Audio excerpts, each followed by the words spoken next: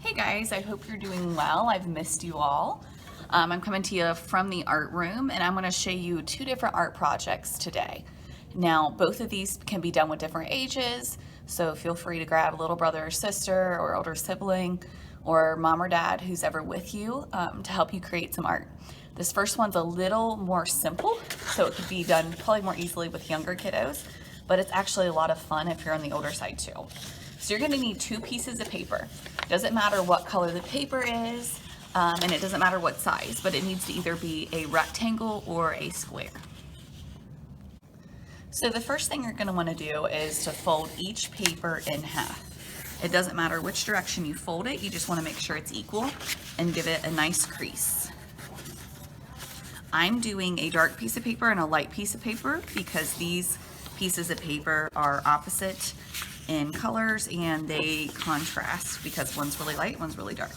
So now that I have them folded in half, I'm going to fold it the other direction, and that will make my paper be in fourths. And I want to do that to both papers. Take your time. I find it easier to fold a paper on a table versus in the air so I can make a nice crease.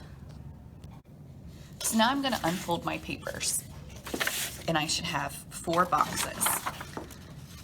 I'm going to take one of my papers and use it as a paper that I want to color for design. You can choose what you want to color with, whatever materials you have. If you want to paint even, you could do that. You could do crayons, you could do colored pencil. It's totally up to you. Now, for one of my pieces of paper, I'm only going to need 2 of the pieces. So I'm actually going to fold it in half, and I'm going to cut those apart later. If you want to design all 4 and see what you like better, that's completely okay too. Now, what I choose to do is totally up to me and whatever I feel like doing. It's time to get creative. You could do stripes, you could do polka dots, you can just color different colors and blend them together. But whatever you do, you want to make sure that you're kind of doing it similar on each one. It doesn't have to be identical, but similar. So for both of my pieces, I've just decided to color them in different colors, kind of like stripes. I am coloring back and forth in the same diagonal direction. Coloring with good craftsmanship, it makes it a little easier in the end and it looks nicer. So I'm going to keep going until I have each piece filled, and I'm going to use a couple different bright colors for mine. Alright, so now I've colored both of my rectangle pieces. If you notice, they're not identical, but they're similar. I try to keep kind of the same colors, the same direction, and a similar pattern with them.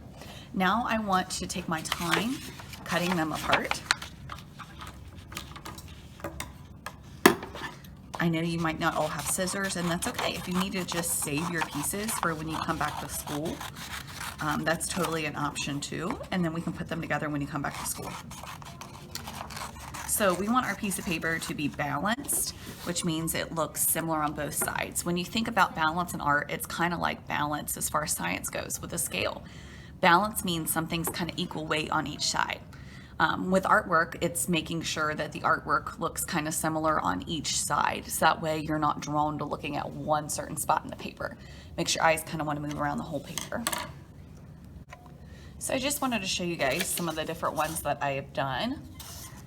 This one I kind of did a tie-dye pattern. What I did was I took my crayon and I started in the center, and I kind of made almost a poof ball shape. Looks almost like a firework. And then I went through with a different color and colored around it, kind of blending those colors, and I kept going until I reached the edges. Here I did a similar stripe theme, and here's the ones I did today. I'm gonna go ahead and go with the ones I did today. They almost remind me of Starburst. They're such kind of bright, almost pastel colors. Okay, so for our other piece of paper, we've already have it folded in fourths. So now we need to use an adhesive to attach these pieces once we cut them. If you don't have glue, you could use stapler or tape. If you don't have any sort of adhesive at home, then you can wait until you get back to school and actually glue these on later. So we're going to take our 2 pieces of paper and we're going to stack them on top of each other, and we're going to fold them in half. I'm going to fold mine tall ways, but it's up to you. So I have the pretty colored side on the inside. I'm actually going to be on the outside where there's nothing drawn. Some people can totally do this free-handed and just cut. I like to practice to make sure I have the right shape. So I'm going to draw half of a heart. So I'm going to go from the center of the heart and go around almost like I'm making a circle. And then I'm going to stop and pull it in almost like a triangle to the bottom of the paper. Now we're going to use symmetry to cut.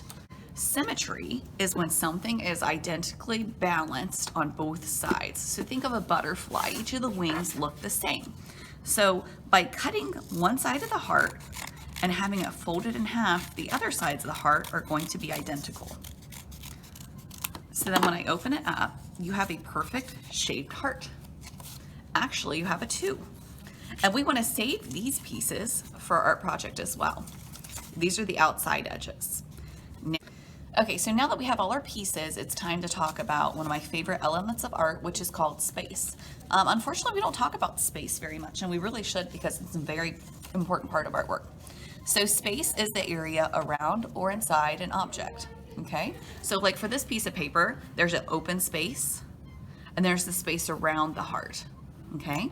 Sometimes we talk about space in 2 different ways. We talk about negative space and positive space. So positive space would be the area inside an object, like the hearts, and negative space would be the area around it. So if I'm just drawing on a piece of scrap paper and I'm drawing a triangle, inside the triangle would be positive space. The area around it would be the negative space. Okay, so we're going to use both the positive and the negative space on our artwork today. I want you to take your hearts and glue them in the center of the boxes, but we're going to do it diagonally. So I'm going to pick the bottom left, and it doesn't matter which one you choose to start with, as long as you keep it the same diagonally. So I'm going to put my heart over here. Oh, drop a little glue. And I'm going to smooth it. Definitely found an old glue stick, but it's working. Now I want to glue my hearts into place. So I'm going to put a little glue around the edge, and I'm going to glue them going the same direction.